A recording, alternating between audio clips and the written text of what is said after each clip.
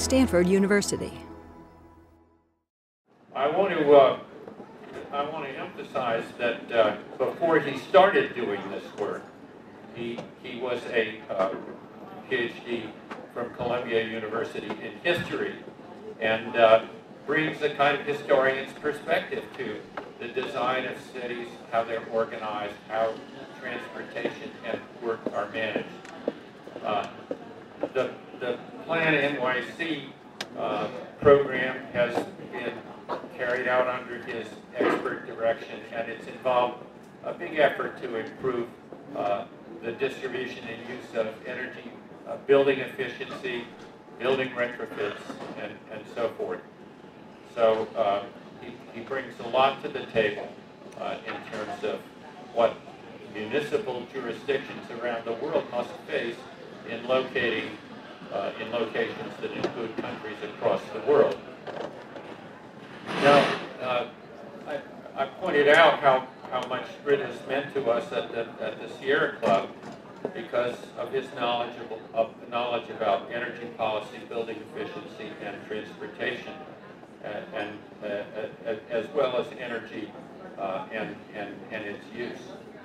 I must tell you that after he talks, which I'm looking very much forward to, after a period of questions, we will have an opportunity to follow Stanford in the Orange Bowl. I guess the kickoff is scheduled to begin at 5:30. You never can tell about bowl games. Any of you who watched the Rose Bowl, as I did, know that there's an infinite preamble to the kickoff. But we hope it occurs reasonably promptly. I should perhaps apologize to Rick for featuring him as the opener of a football game, but after all, he has a rooting interest in his family now. So go Stanford, and Rick, please talk.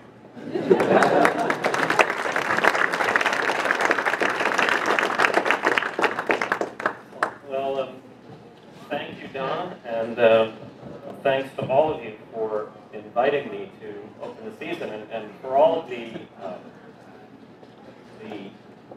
unusual nature of somebody like me finding himself as part of a pregame show. It's actually kind of reassuring because I am fairly certain that no matter what happens today, I will not be the most memorable thing. And therefore, it really takes a lot of pressure off what I have to tell you. Hopefully not to make it less useful. Of course, as Don pointed out, now that at least I am, by marriage, part of the Stanford family, both my wife and I come to this game today with some mixed feelings and some advice for Virginia Tech. And that comes from Columbia's own experience. Some of you may know that the high point of Columbia University football was actually defeating Stanford University in an upset in the Rose Bowl. So we feel pretty good about that, except for the fact that that was 1934, and that really was the high point of Columbia football. And so Stanford got us back, and I hope for Virginia Tech's sake that they don't have to go 70-some-odd years as penance for what they might accomplish, but hopefully will not accomplish this afternoon. But now we've exhausted all the potential football jokes that I have. And I will talk about what I actually know a little bit about, which is cities. As Don mentioned, I spent 4 years leading Mayor Bloomberg's environmental office. We called it the Mayor's Office of Long-Term Planning and Sustainability. And we called it that for a reason, and it was a good reason in the way that the naming of political entities go, which is that it wasn't what we intended to call it, and we had to come up with something very quickly once we realized what it needed to be.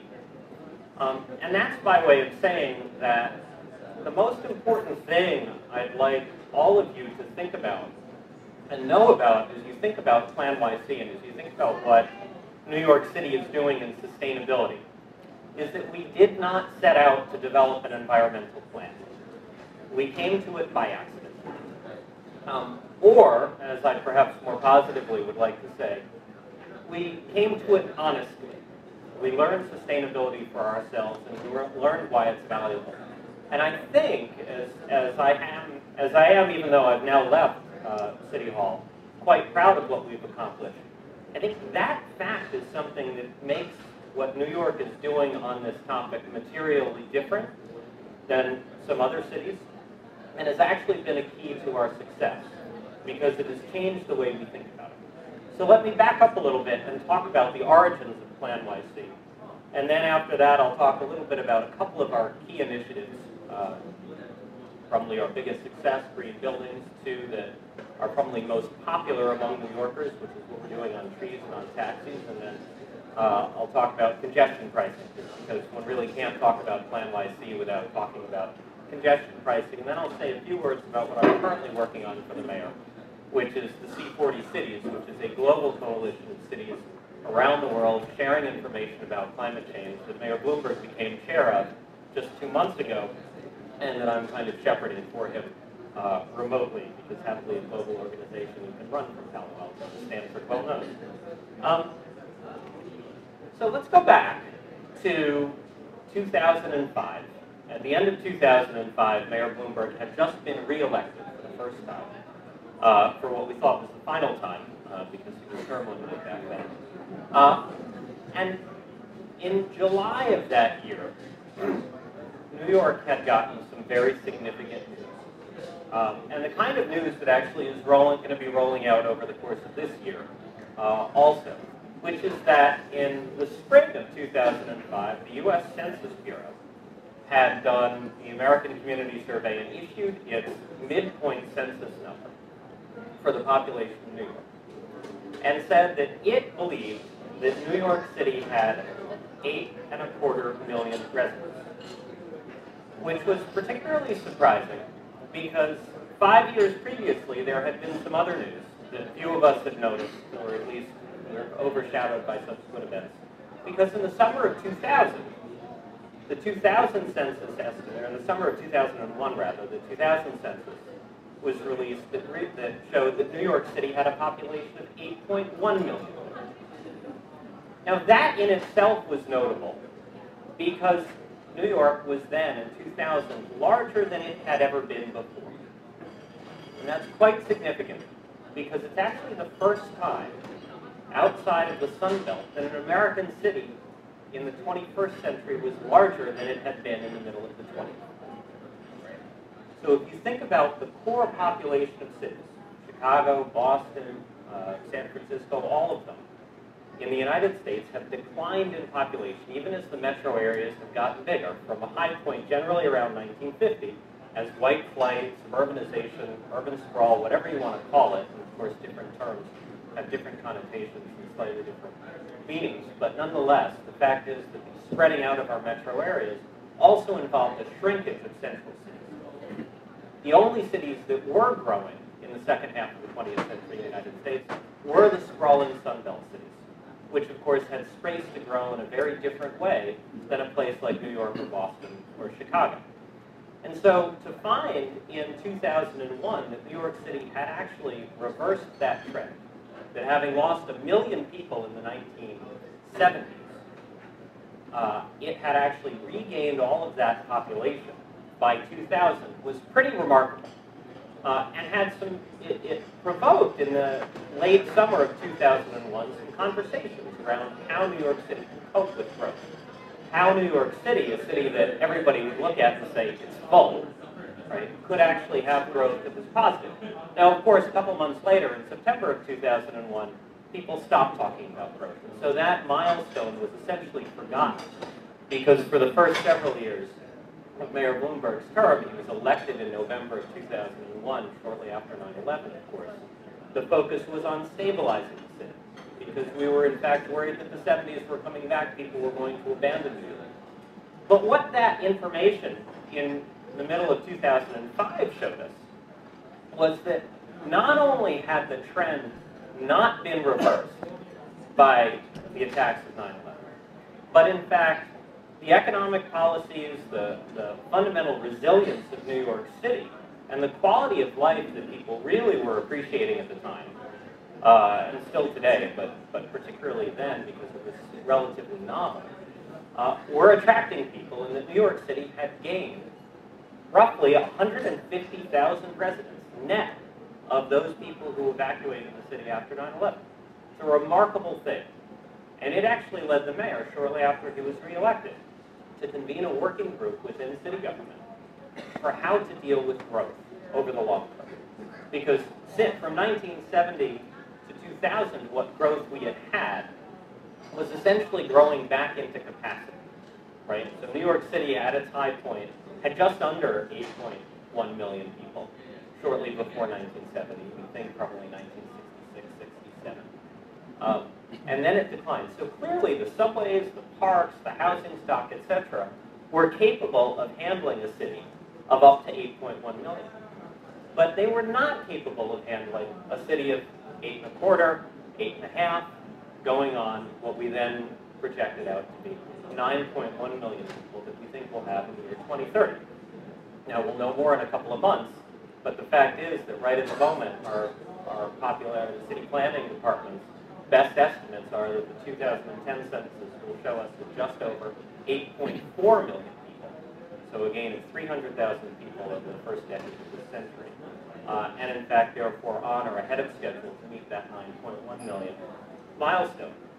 And population changes here are also an interesting reflection of the quality of life of an urban environment, because while half of our population growth has come from immigration, not all foreign immigration, but also domestic immigration, but half of it has actually come from the fact that New Yorkers are not moving out of the city the way they used to. So you go back 25 years and you saw clear changes in the age profile of New Yorkers, which generally shows that a lot of people moved into the city in their early 20s, getting out of college, going to graduate school, having that urban experience, getting a job.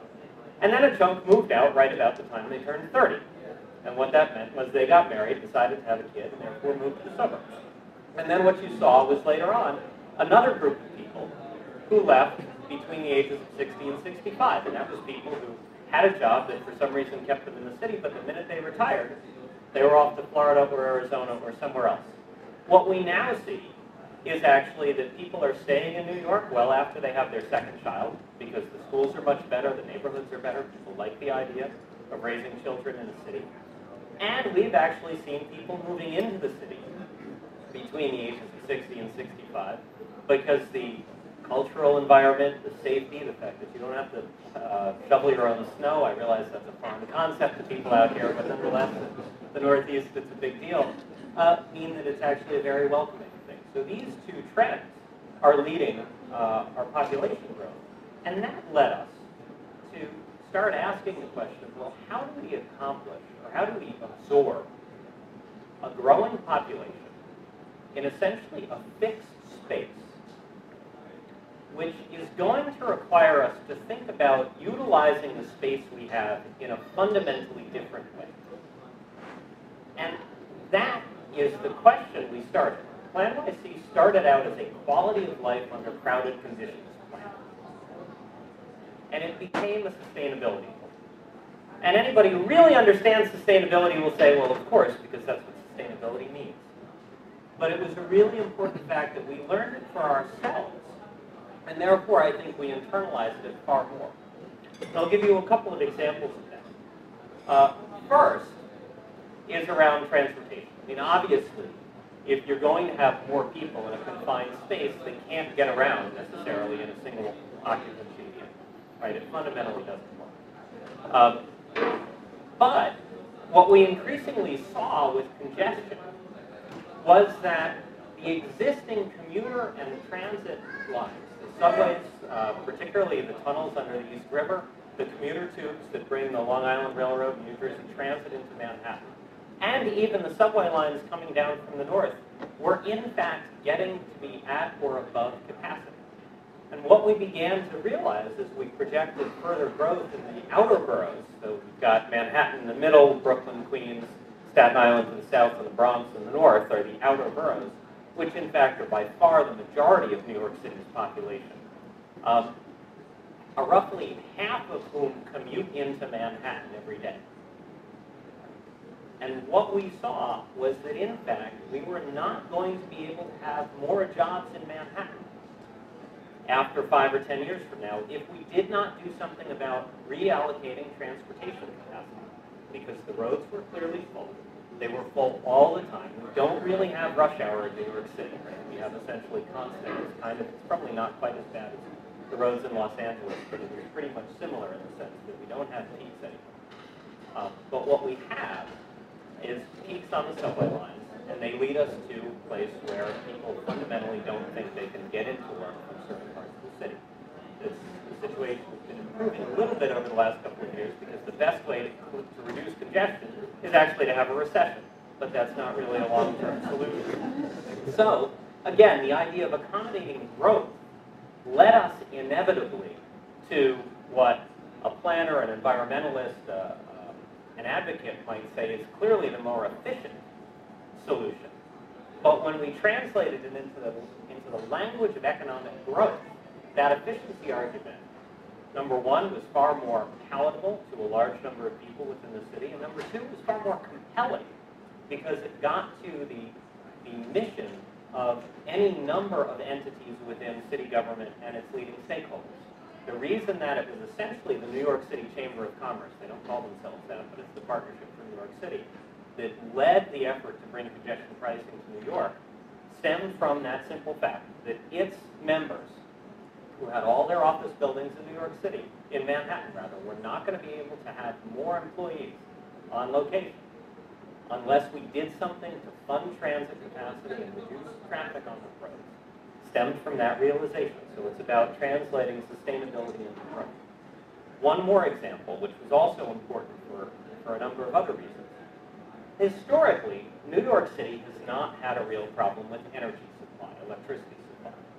We have a requirement that dates back to the 1977 blackout that New York City has to be able to generate 80% of its peak load demand within the 5 boroughs. So we, in fact, cannot be structurally dependent on importing power from outside the city. This has not been a problem because for 50 years, every time we needed another 500 megawatts of capacity, we would find a high-crime, unattractive neighborhood in the outer boroughs, mainly populated by poor or colored people, right? And you put a power plant there, and nobody's the wiser.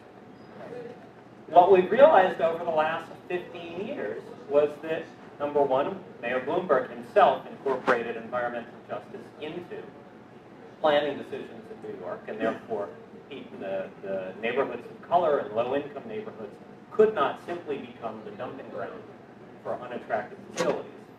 But he also built on the legacy of his predecessor and maintained the lowest crime rate of any big city in America, which is true not just in Manhattan, but in all of those neighborhoods.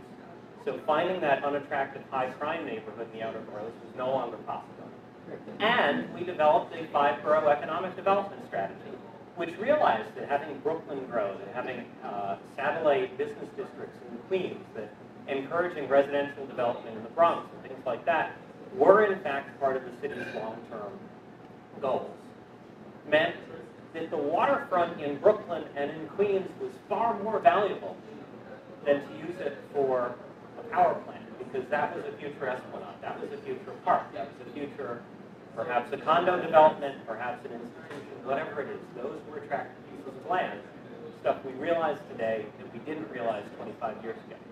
As a result, if we needed to grow, and we had this requirement of producing 80% of our power within the 5 boroughs, and we didn't want to use the few remaining parcels of land that we had for power plants, you in fact wind up with only 3 solutions. You repower to make your existing power plants more efficient, you think about distributed generation, and you drive as quickly as you can to energy efficiency, because we all know that that's the place you actually find excess capacity. So once again, what I think the real power of PlaNYC was that we came to it not from the goal of reducing carbon, the goal of saving energy, the goal even of saving money. It was a survival mechanism or how we dealt with growth without wanting to compromise our quality of life in a constrained environment that was crowded. One of the things that we found as we did this, as we began to think about the long-term challenges facing New York City, one of the things that I think very highly about Mayor Bloomberg, and by the way, the mayor didn't start out as an environmentalist. I think today he's one of the leading environmentalists in the country personally, but he didn't really start out that way. He started out thinking about quality of life, about economics, that is his background. But one of the things that characterizes him is he wants you to ask the right questions. And so when we started looking into this, for example, on congestion pricing, which was, of course, hugely controversial from the outset. I mean, even within weeks of when I got hired to start this office, there were questions he was getting about, well, are they going to be looking at congestion pricing as an option? And he gave the best answer you could ever ask for. He said, look, they're doing a long-term plan. It would be irresponsible of them not to ask about it. Right? Whether they come to that conclusion or not, whether I agree with it, we'll leave that for later. But they have to look at all the options.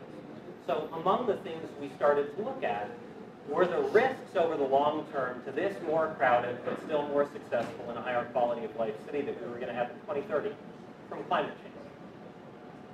And it was actually that analysis that also then led us to think about the strategic need for New York City to play a role in mitigating greenhouse gas emissions worldwide. Because once again, it was really out of self-defense. So in this way, a city with 500 some odd miles of coastline, clearly exposed, and a lot of people think that maybe we could build a floodgate across the Narrows or something like that and protect the city. I'm not at all convinced there's any real way to protect lower Manhattan from significant sea level rise. But we also have heat waves to deal with. We have an open source water system. We have all the standard risks around climate change.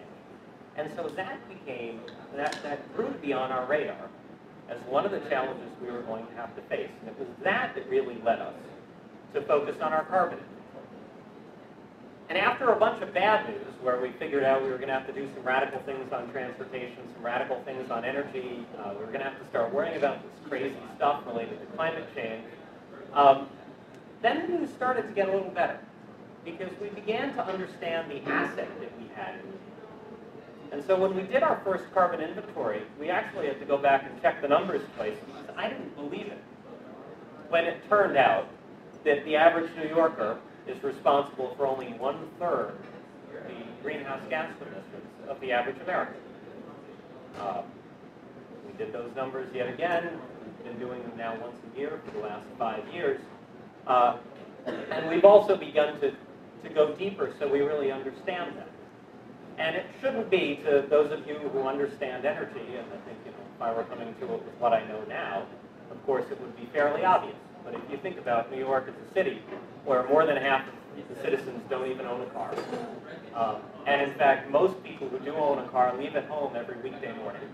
On any given morning, more than half the people on the New York City subway system own a car and left it home. Right? So people don't take the subway as a necessity, they take it as a choice. So a city that's that transit dependent, a city that is so compact that even people who do drive are driving short distances, and a city where most people live in fairly small homes that are part of apartment buildings, which therefore have their own insulation in terms of each other, is clearly going to be more efficient.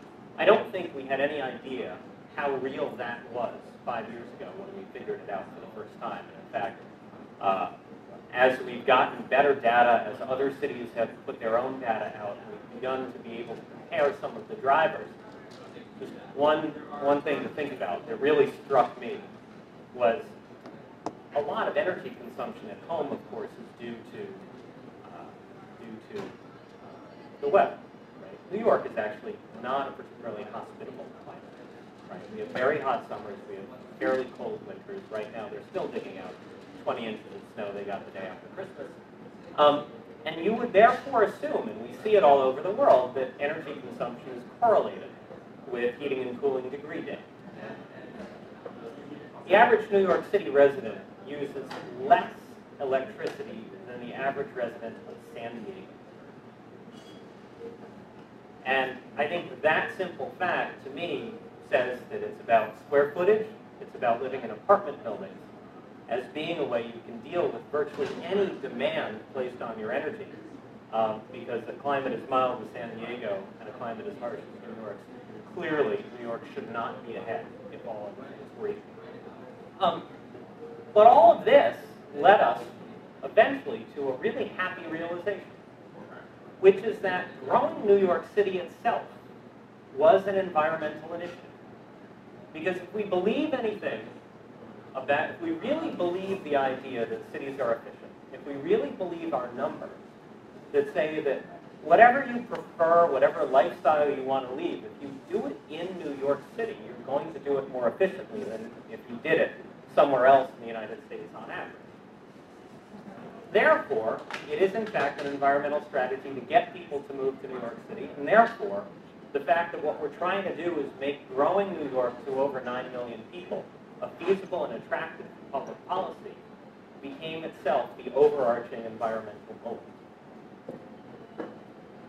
That was very pleasant, because what it meant was that we could go around to New Yorkers and say, look, we're not here to tell you to change what you're doing. We're here to tell you to be more like yourself, right? If you're a transit-oriented city, we want to be more transit-oriented, right? We're a high-density city. We want to have more density. Like, we like apartments. We don't really like single-family homes. They're very expensive, so yeah, we're going to build more apartments than fewer single-family homes. That was easy. What really, though, wound up being the value of that realization was that we had said it so many times that by the time we realized its implications, we really had to live with it whether we liked it or not. And the implication was this, that an environmental initiative that imposed such costs on New York City that it would actually drive people out of the city was therefore, in fact, not an environmental initiative, because it would have essentially a leakage impact. So if we put in a building code that required super green buildings, but raised rents in New York City, and thus led even a relatively small fraction of New Yorkers to move to the suburbs, we could actually easily cancel out all of the value of that environmental initiative from leakage of people. Now, we all know about the concept of leakage when we're talking about captain's drain, but this was an entirely different way to think about it. And what that meant was that as we went forward, we had to think in a really disciplined way about the overarching economic impact of everything we wanted to do.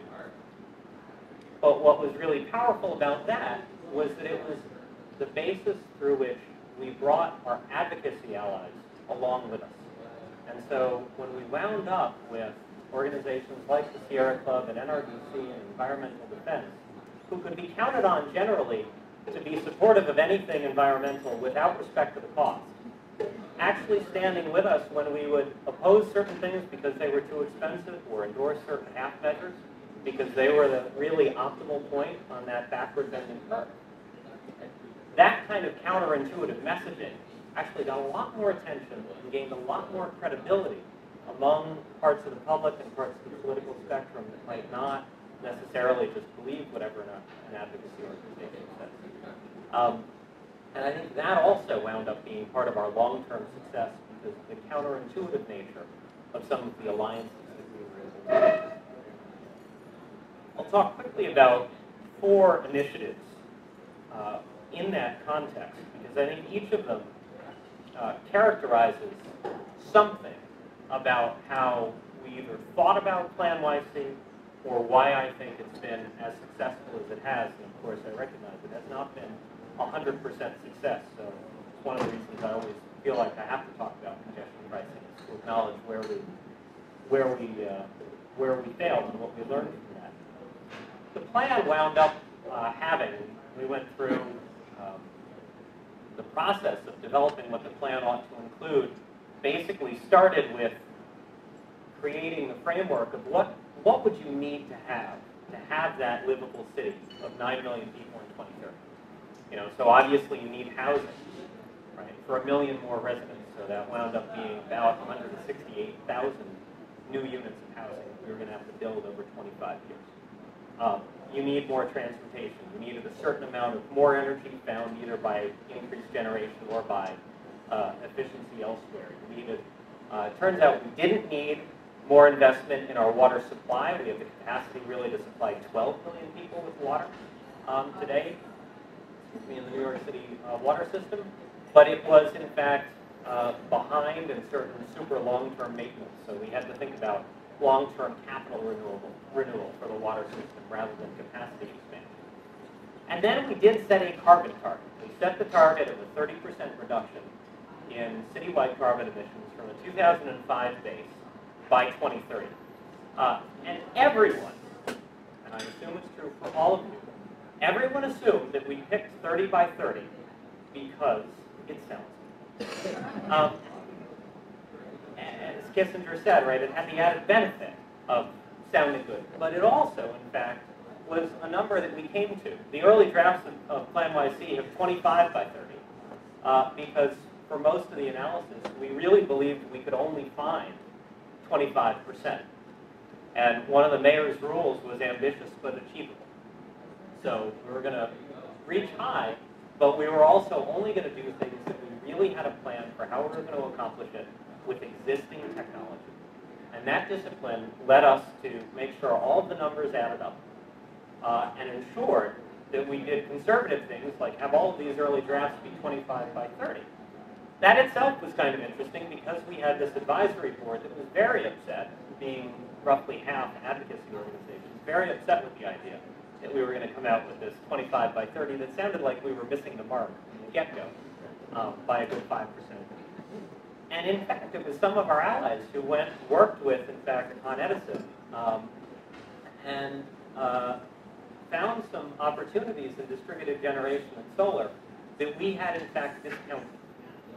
And so there's the extra 5% came from stuff that we didn't think was possible, but some of our allies actually proved to us would be possible, and that's why we included it.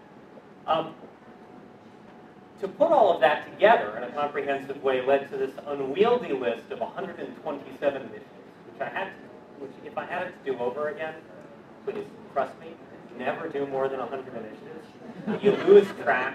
You have trouble counting. To this day, people call up, is it 125? Because I can't, oh no, we counted this sub-initiative.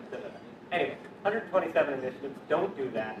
But it was necessary for what we needed to accomplish.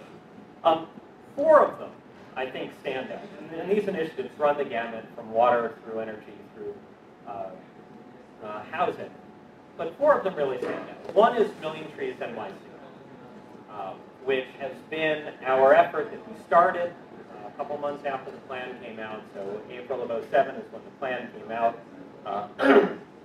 The planting season, we don't plant trees in New York over the summer because they die immediately in the heat. So you plant starting September 1st or thereabouts. So we started planting 1 million trees in September of 2007. And the idea was that we did a tree census. We determined that New York City had 5.2 million trees as of 2005. And we were going to increase that by 1 million. It would get us not quite, and again, this is where we also toyed with the idea of 30% canopy cover by 30. Turns out nobody who's not an environmentalist can understand the concept of canopy cover as a metric without like half an hour. So that wasn't that helpful anyway. But it also just didn't prove to be feasible. With 1 million trees and a couple of other initiatives, what we can get to is probably 28.5%, nearly 29%. But we weren't going to claim a number we didn't know how to get to. So we threw out that metric, went to 1 million trees. It turns out, far better idea. People love 1 million because it's nice and big and round. People love trees. People get that where they don't get canopy. So we set out to plant 1 million trees. We do it in 2 ways. One is the minority of them, which is 150,000 or so, which is we did a map of all of the sidewalks in New York City and identified where there are trees, where there could not be trees because either there was a vault or equipment or something under the sidewalk and therefore you couldn't dig out a space for the roots, right? And therefore figured out what's the potential expansion in sidewalk trees, and it's around 150,000. Those sidewalk trees are what really get people's imagination. They're insanely expensive. It costs roughly $1,500 to put a sidewalk tree in the 5 rivers. $1,500. But, because we're also always thinking about the economy, we were, and I'd love to say that we came up with this ourselves, it turns out the U.S. Forestry Service, which it turns out is a really good and active New York City office, who would have thought, had just completed a study based in New York City data that demonstrated the economic value of sidewalk trees. And it turns out that, again, it's kind of intuitive once you think about it, right? You've never seen an ad for real estate that mentions a treeless street, right? You see tree-lined street, you don't see treeless street. Well, it turns out there is a clear economic value there, 7%. The same house on the same street is worth 7% more over time on a tree-lined street than on a non-tree-lined street, right? You crunch the numbers, even at $1,500 a pop, you work that through the tax base of New York City, it's a value-driven decision. And therefore, we were planting 150,000 street trees over the course of 10 years. We put that into the budget. The other 850,000 trees come from non-sidewalks, far cheaper and easier to plant because you don't have to plant them when they're robust and old. You can plant old kind of saplings. They are averaging $300-400 a pop. We actually get a lot of volunteers to do that. Twice a year we have a volunteer day. We get a couple of thousand volunteers all across the city to go on highway embankments, parks, college campuses, things like that, to plant trees. Usually on a given day like that, we'll plant 20,000 trees at a go. Over the last 3 years since we started, we've now planted 364,000 trees, so we are in fact slightly ahead of schedule on our million tree goal. And what's great about it, and if you think about policy, if you think about the intersection of policy and politics, I urge you to think about million trees.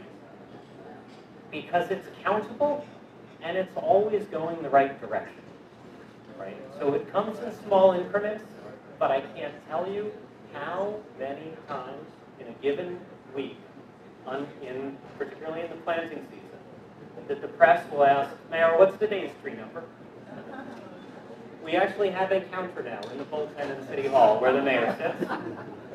In part because one day, I confess, we had 2 different numbers and 2 different speeches he was giving that day. So we realized we had to all agree on one number, so it's up in big letters in front of his desk along with the number of 311 calls. But the power of that, the idea that this thing that virtually everybody loves is making constant progress towards a goal.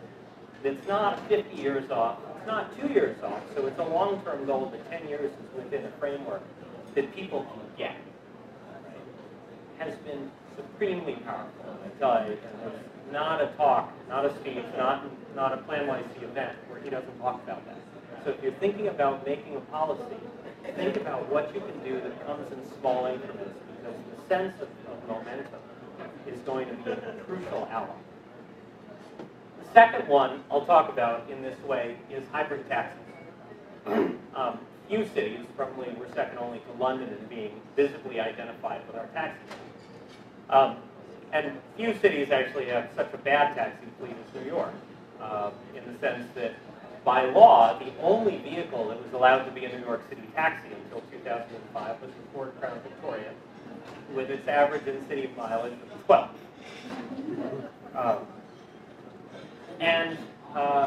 This is not insignificant. New York City has 13,000 yellow cabs. Generally speaking, they operate 24/7. They average between 80 and 100,000 miles a year, so they are used 4 times, roughly, as much as the average American vehicle. And in Midtown Manhattan, 60% of the vehicle miles traveled are yellow taxis. 60%. 60. These are also a crucial component of our transit system. So I think, again, most of us probably get this intuitively, but if you think about what taxis enable in terms of being willing to go without a car. Right? If you take the train in, you know that worst case, you're going to pay a lot, but you can always get a cab home if you need to. Or if you're doing a cross-town trip that doesn't have a convenient bus line, well, okay, for that part of the trip, you'll take a cab. So I think a lot of people have this preconception that The yellow taxi is a car trip, which of course it is, but we think about it as being part of this transit ecosystem. And that it's essentially a luxury product. I don't think it is a luxury product. I think you find all types of New Yorkers in yellow taxis. Obviously, sometimes for different reasons, and obviously the frequency of use will correlate with income. It isn't an expensive mode of travel, but it's not just a luxury for the rich. But as a result, the yellow taxi is something that all New Yorkers associate with. They're ubiquitous, they're obvious on the streetscape. And we realize that they actually account, think about this, New York City has the carbon footprint roughly of the entire country of Portugal. 1% of New York City's carbon footprint was these 13,000 people, fully 1%. And what was nice about that is we had regulatory control over it, or at least we thought we did. And so we ran all the numbers. Happily, there were a couple of Ford Escape hybrids being used in the taxi fleet. So we had some data. They could clearly be used. They were clearly safe. They were clearly production vehicles. And based on that, we put forward, in December of 2007, the Taxi and Limousine Commission mandated that all new taxis be hybrids. The neat thing about that is the New York City taxi has to be replaced with a new car every 3 years.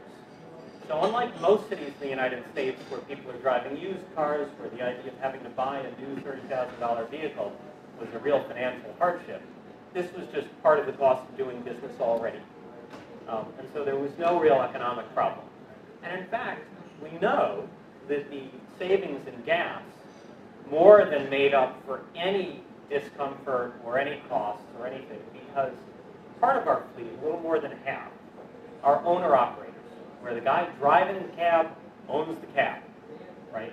Here we have no split incentives. Everything's perfectly aligned today, even though, of course, the federal judge has prevented us from actually implementing the hybrid taxi requirement. The vast majority of all new owner-operator vehicles being entered into the fleet are hybrids by choice. And it's because they save enough money on gas that it's really worthwhile. We think it's about $10,000 a year per vehicle, savings on gas at roughly a $3 or $3.50 gallon. The fleet owners who have the split incentive, who lease the car out to the drivers on a 12-hour basis, usually require them to pay an awful lot, they're not going to get more or less money because the driver eats the gasoline costs. Plus, and took us to court, and unfortunately we lost. We lost in local court. The city of Boston was at the same time adopting a similar set of rules. They lost in their local court. We appealed. They appealed. We lost in the Second Circuit. And now it's all been rolled up, and Mayor Bloomberg 2 months ago decided that we are going to the Supreme Court. Hopefully they'll be able to hear the case. We now have several cities banded together in this lawsuit. And of course, the terrible irony here is that the law that is blocking us, at least according to these two sets of judges, is the Clean Air Act. Because the plaintiffs in these lawsuits argue that because Congress had already set emission standards under the Clean Air Act for vehicles, that we were therefore preempted, even though it's perfectly fine for us to identify the make, the model, how old the car could be. There are all sorts of things around taxis that we can regulate, except for this one thing. We don't think that has a basis in law. We don't think it has a basis in congressional intent. We were very happy earlier this year when the Obama administration, in a joint amicus brief between the EPA and USDOT, both said that they don't see any reason that this is preempted. But nonetheless, we will fight it out. I will tell you that much like the trees, the good news is that this comes in units of 1/13,000, because we have a victory every time an old car gets retired and replaced with a hybrid, that the number keeps going up because the drivers themselves are convinced that hybrids are the right answer. And so that today, from a standing start where we had a total of, I think, 200 hybrids in the end of 2007, out of 13,000, we now have roughly a third of the fleet has voluntarily converted to hybrids in New York. And so that is something that we can claim credit for. It's only gotten us a third of that half point off the carbon footprint that we think we can get from this one initiative. But it is progress. Our biggest single victory has been green buildings. And here's where we started to take on the biggest challenge. I think all of you know, if we talk about energy, we talk about a place like the United States where most of our infrastructure, most of our housing is already built. The fundamental challenge is existing buildings, right? Particularly in a place like New York, where even when the economy is growing, most of our new construction is really in some way renovation and reuse as opposed to tear down and rebuild. So while a lot of cities started off by focusing on new construction requirements for green buildings, we wanted to start off by thinking about existing buildings and how we capture replacement cycles, how in fact we get people, potentially even force people, to do upgrades of existing buildings, and we became convinced that there is a huge opportunity in New York at a very low cost, in the sense of a payback period of less than 5 years, which is what we had initially proposed. And with that thinking, the mayor a year and a half ago came out with what we called the Greener Greater Buildings Plan, which included a set of 4 laws, or then proposals, now laws, that would mandate benchmarking of all large buildings. So we have 1 million structures in New York City. 22,000 of them are big. They're over 50,000 square feet. You can kind of do the math in your head, but the 80-20 rule 12 tells you that half of all our square footage in New York is in that 2% of buildings that are really large buildings. Those are all the sophisticated buildings as well, so they have a management team, so we can ask them to do some things that you can't necessarily ask a homeowner to do. And so we focused on that. We put in a new energy code. We took local control of our energy code from the state.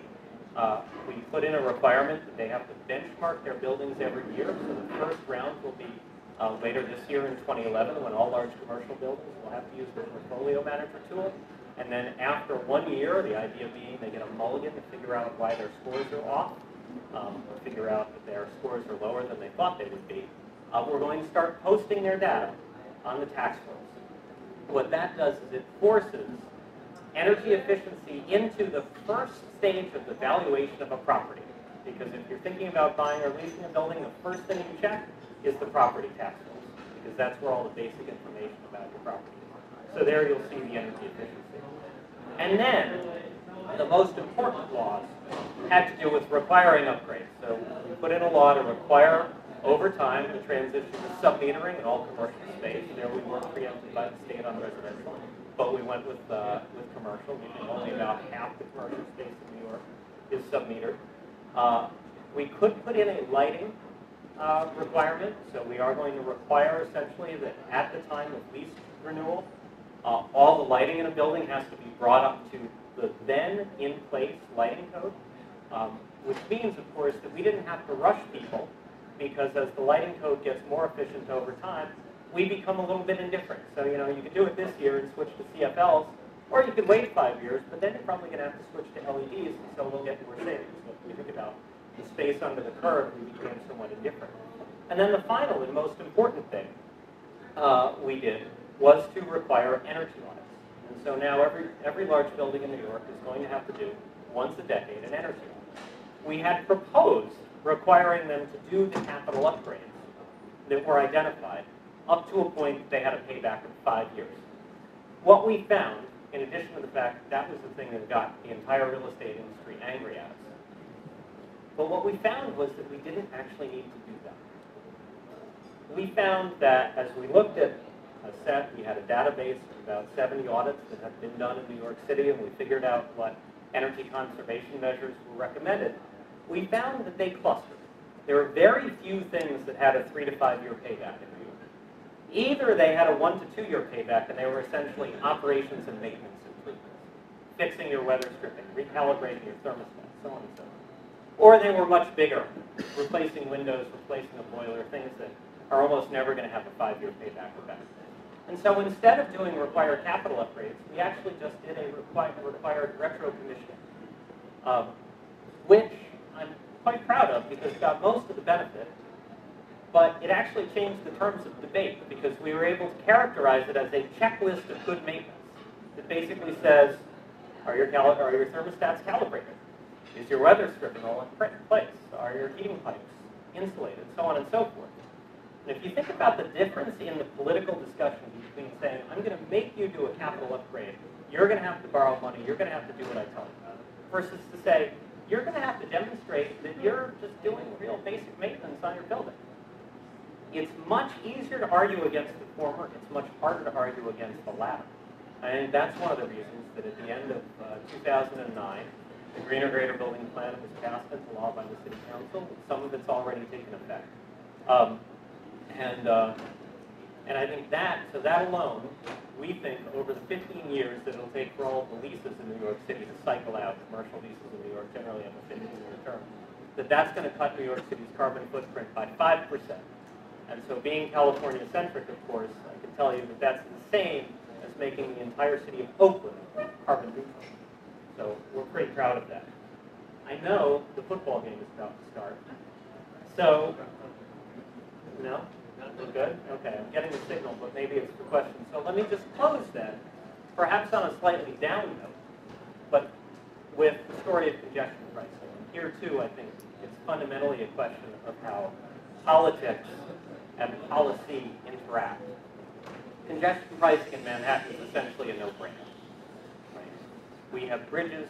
The fact is that between a third and 40% of all the people who drive into New York City already pay a toll to get in. It's a confined space. Most people, in fact, don't like to drive. Most people who are on the subways, as I said, have a car and chose to leave at home. And the fact is that it is usually a choice to drive in is shown. We did a survey that I thought was really important. I think something that a lot of cities that have toyed with the idea of congestion pricing need to think through, which is that we could legitimately say that it's almost universally a choice, not a need, to drive into Manhattan below 60th Street. Because on a survey of drivers coming in from a wide range of directions, we asked about why they chose to drive. We asked them about what their transit option was and how long it would take. 18% said that either they didn't have a transit option or the transit option would take longer. Think about that. 18%. 80-some-odd% acknowledged that they had a transit option, they knew what it was, and that it would either be the same amount of time as their drive. A third of them actually said, yeah, transit would have been faster. And so the idea that we were imposing a tax, a deadweight cost on people who have no alternative, is simply not present.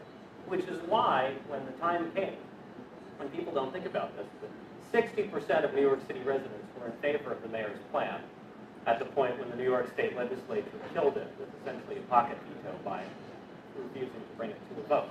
Of course, the suburbs were not in favor of it, but of course those aren't the people who are really driving it every day. And it's also true that the majority of suburbanites who commute into Manhattan are taking transit as opposed to driving, so those people are also voting with their feet.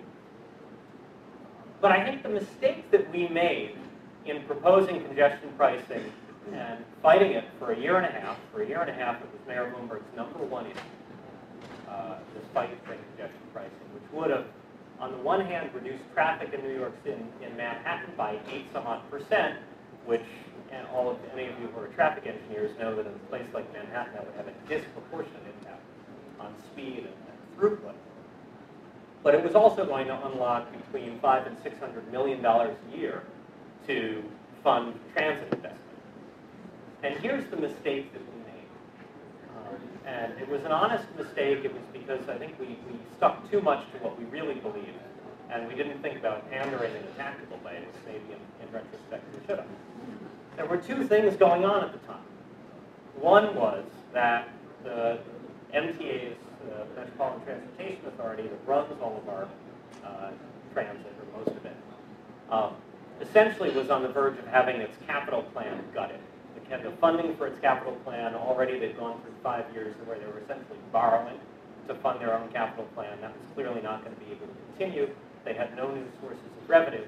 So what we saw was the capital plan essentially going away, and therefore that problem of Manhattan's economic growth being choked off by people being unable to reach it, becoming a reality. And the other thing was that the operating budget was getting hit by by rising wages, in part driven, and of course we're going to hear a lot of it over the next year, around pensions, but nonetheless by a number of different factors that were driving the MTA's economics. And so there was a fare hike in the offing. We believed in investment in the long-term future, and so we said, no, this is not to keep the fare low. We want to do congestion pricing in order to fund the capital. And that was probably, I think, the mistake we made. Because very few people, even transit riders, really think about long-term investment in transit. Most of them, I think if you ask the average New Yorker, they believe they're never going to live to see the Second Avenue subway get built. They may be right, because we've been talking about it since 1929, since before Columbia beat Stanford and Roosevelt. You knew I'd bring that back. But that's just too abstract, whereas the fare was something that no politician wants to be in favor of a fare hike, even if it's a small one. And so unfortunately, we wound up, because we really did the noble thing, I think, and stuck to what was the right answer. We wound up, unfortunately, with the worst of all worlds, which is we didn't get congestion pricing. The MTA's capital plan is currently essentially at a standstill. And we got a fare hike, because there was no other way to balance the books. And so I think if there is a sad story in PlaNYC, that's it. But the lesson there is, again, that if you don't think about the fact that we make all public policy in the public, and that people have genuine interests that essentially we have to be smart enough to accommodate, we're not going to get things through. So the fact that we were able to change the discussion on green buildings allowed us to win. The fact that we were able to get people excited about things like trees and taxis gave us tremendous momentum for all sorts of other aspects of the plan that include sustainable stormwater management, distributed generation, and things that probably you all care about, but nobody really else does, even if they're right. And when we failed to harness that public interest in congestion pricing, we wound up losing, even though the majority of New Yorkers kind of got it and were willing to go along with it. And so to me, it goes back to this question of how we actually learn sustainability. Because if we've understood it in a purely altruistic way, I think that leads us to make certain mistakes, because they'll appeal, it'll be preaching to the choir.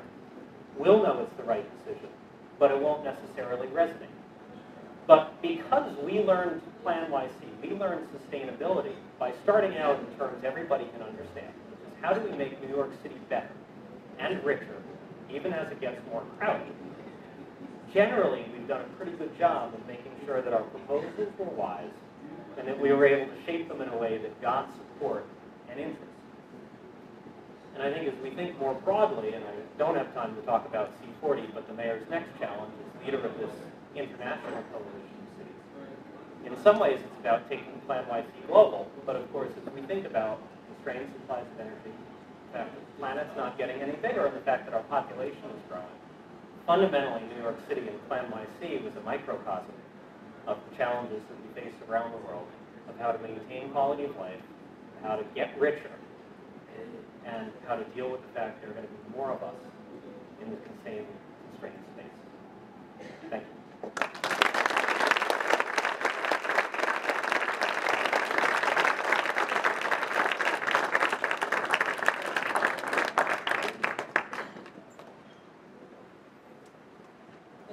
Let's take just a few questions before we turn to other things.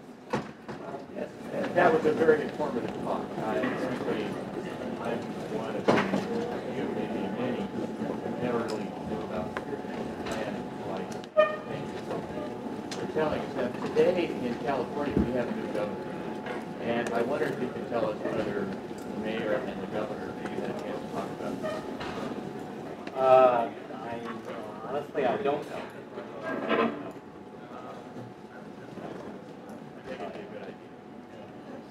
There's, under the previous governor, as you probably know, Mayor Bloomberg and Governor Schwarzenegger were friends, were allies on a number of issues, both on the environment and on infrastructure investment. And, fundamentally, New York City and California, it always plays well together. So there's opportunity there. Are bicycles a significant part of the Yes.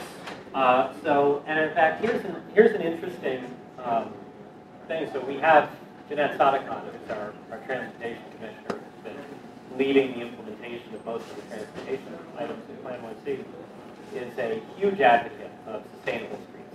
You may know that we turned most of Times Square into a pedestrian plaza. We took 3 lanes out of Broadway between Columbus Circle and 59th Street, Union Square on 14th Street. We're several years ahead of schedule in the plan. We had a commitment. We were going to construct 200 miles of bike lanes in 10 years. We did it in 2.5 because she was so aggressive. We've seen cycling rates double in the last 2 years. And we put in place a law mandating buildings to provide storage for cycling, or for bicycles. It was one of the things we found also when we polled people about why they don't commute to work by bike. The leading reason was they had no place to store it because landlords in New York had the practice of preventing buildings from preventing people from bringing bikes inside, even if the tenant had a place they wanted to put them. So we outlawed that practice, unless they can demonstrate a safety reason why they only have one elevator or what have you. Significantly, though, right at the moment, we're facing a bit of a backlash. That if you read Streets Blog or any of the groups that cover local transportation policy, take a look at that. It's a bit of a warning. I've been away now for 6 months, so I can't really say exactly whether we did something wrong or if it's just a natural kind of thing. But you can't have quick change in a crowded, intense environment without having a reaction. So how you manage that is part of the sustainability of your plan, because it's not sustainable if the next mayoral candidate is actually incentivized to campaign against what you've done, and therefore consider it a victory when he tears it up. I'm going to try to rely on my voice for a minute. First of all, there's some refreshments coming, and I hope that we will all enjoy those and see some football if we want. And I'm really grateful to my friend Rick for giving such a great talk, and thank you all for being here. It was a privilege for me to get to introduce him to you.